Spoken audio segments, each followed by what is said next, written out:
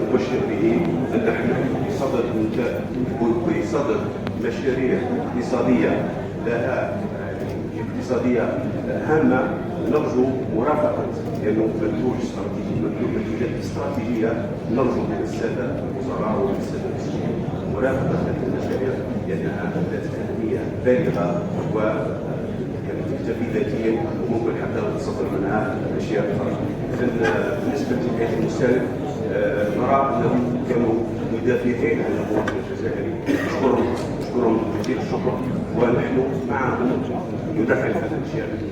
وكنا حتى نشكر كذلك وزاره التجاره من خلالها اجتماعات المتكرره حول البقوليات، وصلنا الى تصنيف بعض المنتوجات مستقبل السوق وهذا يعود الى مجموعه كامله عملنا معا. والسيد بن براهيم كذلك لا ننسى انه اعطانا فضاء. هذا الفضاء اللي نشكر عليه كثير.